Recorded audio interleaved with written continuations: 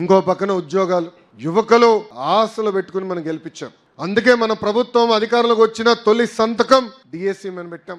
గడిచిన 40 సంవత్సరాలు 80% టీచర్ పోస్టులు మన ప్రభుత్వమే భర్తీ చేసింది. ఈరోజు మెగా డిఎస్సి పెట్టాం. 16,347 పోస్టులకి డిఎస్సి ఏర్పాటు చేస్తున్నాం. జూన్ మాసం నుంచి ఎగ్జామ్స్ మొదలవుతున్నాయి. దాంట్లో కూడా కొత్త కాంట్రవర్సీ పెడుతున్నారు కొంతమంది. మైకాపాలకు పని పాట లేదు, సుప్రీం కోర్టు వరకు వెళ్ళారు. ఈ రోజు డిఎస్సి ఆపేదానికి దేవుడి దేవలు ఆగదనుకుంటున్నాం. ఎందుకంటే బలమైన నోటిఫికేషన్ మనం ఇచ్చాం. టైం పెంచాలంటున్నారు.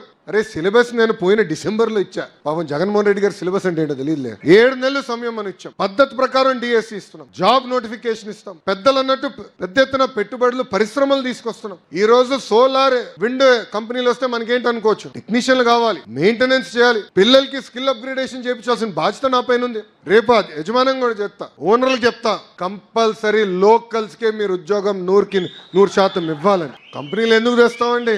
మన పిల్లలకు ఉద్యోగాలు కల్పించడానికి పెట్టుబడులు తీసుకొచ్చాం, ప్రయత్నిస్తాం. కారణం ఏంటంటే మన బిడ్డలకి ఉద్యోగాలు రావాలి, స్థానికులకి ఉద్యోగాలు రావాలనేది ఒక లక్ష్యంగా పెట్టుకుని పని చేస్తున్నాం.